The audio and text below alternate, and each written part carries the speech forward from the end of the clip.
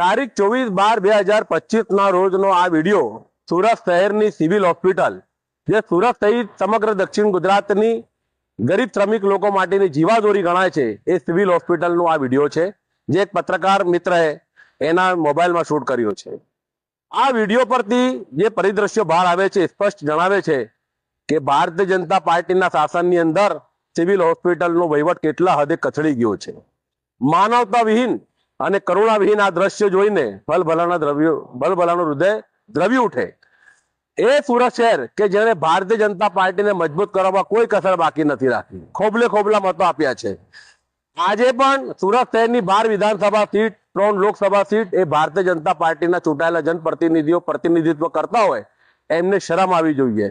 આ એ સુરત શહેર છે કે જેમાં હાલમાં કેન્દ્રીય કેબિનેટ મિનિસ્ટર છે. આ એ સુરત શહેર છે કે જ્યાં ગુજરાત રાજ્યના ઉપમુખ્યમંત્રી છે. આ એ સુરત શહેર છે કે હાલમાં આરોગ્ય મંત્રી પણ સુરત શહેરના છે. પરંતુ સિવિલ હોસ્પિટલનો જે વહીવટ છે, જે સુપ્રિન્ટેન્ડન્ટ હોય કે ડીન હોય કે ડોક્ટર હોય કે અન્ય નર્સિંગ સ્ટાફ હોય, એ માત્ર ભારતીય જનતા પાર્ટીના નેતાઓની ખુશામતખોરીમાં વ્યસ્ત હોય છે. ભારતીય જનતા પાર્ટીના નેતાઓના જન્મદિવસ ઉજવવામાં વ્યસ્ત હોય છે. પરંતુ ગરીબ શ્રમિક દર્દીઓ માટે એમની જે બેપરવાહી છે, લાપરવાહી છે, આ દ્રશ્ય જોઈને ખૂબ દુઃખ થાય છે. જે ગરીબ શ્રમિક પરિવાર એના પિતાની સારવાર માટે સિવિલ હોસ્પિટલ આવ્યો હોય, એને સંતોષકારક સારવાર ના મળી અને બિચારો ભારે હૃદય એના બાપને, એના પિતાને એના ખભા પર ઉચકીને બે ભાઈઓ જ્યારે બીજી અન્ય હોસ્પિટલમાં લઈ જાય છે કે એને સિવિલનો માનવતા વિહીન સ્ટાફ સ્ટ્રેચર પણ આપી શકતો નથી. કોઈ સ્ટાફ જોઈ પણ નથી શકતો કે આ વ્યક્તિ આવી રીતે સ્ટ્રેચર વગર જઈ રહ્યો છે, એમ્બ્યુલન્સ વગર જઈ રહ્યો છે, કે આની માનવતાના હિસાબે પણ વ્યવસ્થા કરવી જોઈએ.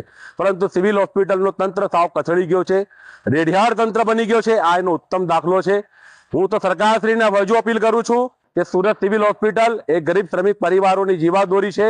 એ શ્રમિક હોસ્પિટલમાં કાયમી ભરતીઓ કરો. આજે કોન્ટ્રાક્ટ બેઝ પર કામ કરનારા જે કર્મચારીઓ છે, એટલે સ્વાભાવિક છે કે એને કોન્ટ્રાક્ટ પૂરતું જ કામ કરવાની એને છૂટ હોય કે એ સમય મર્યાદામાં જ કામ કરતો હોય.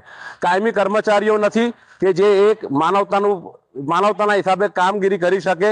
આ એનું પણ પરિણામ હોઈ શકે.